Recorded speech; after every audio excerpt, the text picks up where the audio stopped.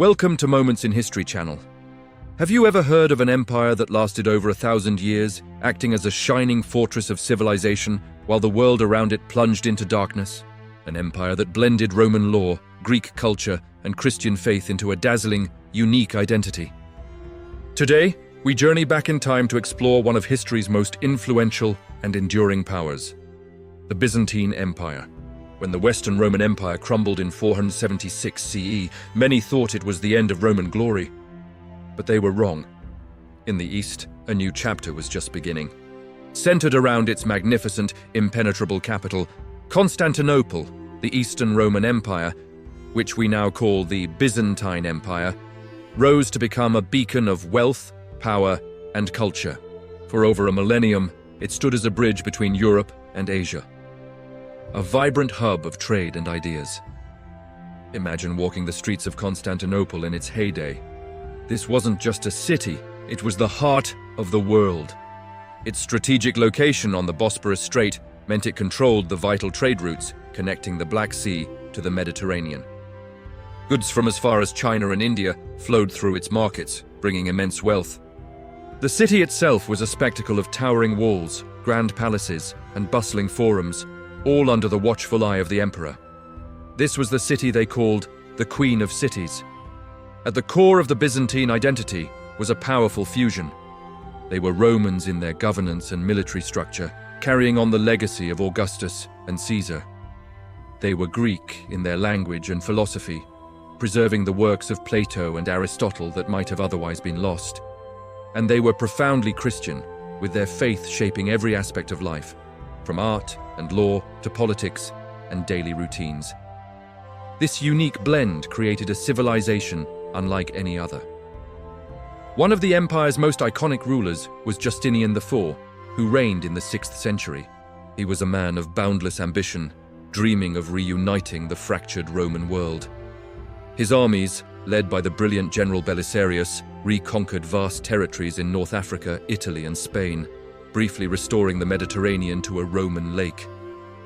But Justinian's most lasting legacy wasn't on the battlefield. He commissioned a monumental task: to collect and organize centuries of Roman law into a single coherent body. The result was the Corpus Juris Civilis, or the Code of Justinian. This legal masterpiece became the foundation for the legal systems of most modern European nations. So, the next time you hear about civil law, you can thank Justinian.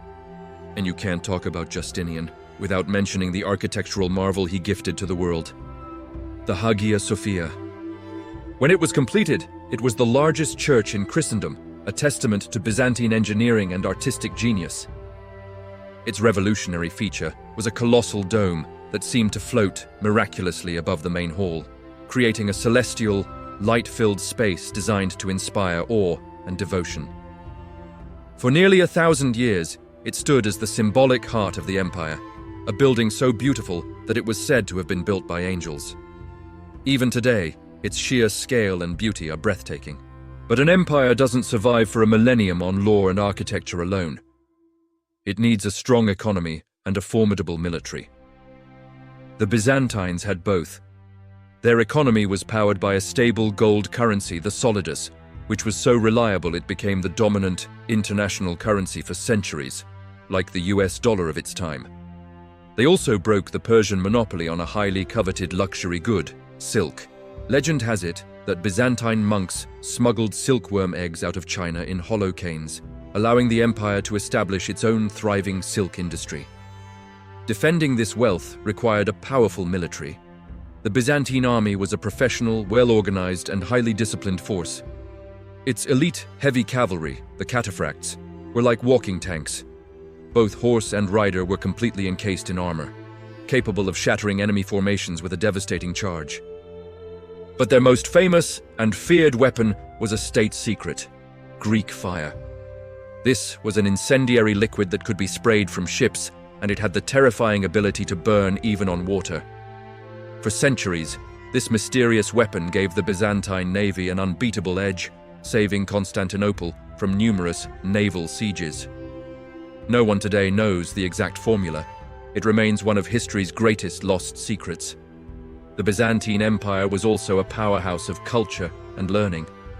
While much of Western Europe was experiencing the so-called Dark Ages, Byzantine scholars were meticulously preserving and copying ancient Greek manuscripts of science, medicine, literature, and philosophy. Without their tireless efforts, a vast treasure trove of classical knowledge would have vanished forever. It was these very texts, brought to Italy by Byzantine scholars fleeing the fall of their empire, that helped spark the intellectual explosion of the Renaissance. Their art was equally influential. Byzantine artists developed a distinct style, characterized by rich colors, golden backgrounds, and deeply spiritual figures. Mosaics and icons weren't just decorations, they were windows into the divine.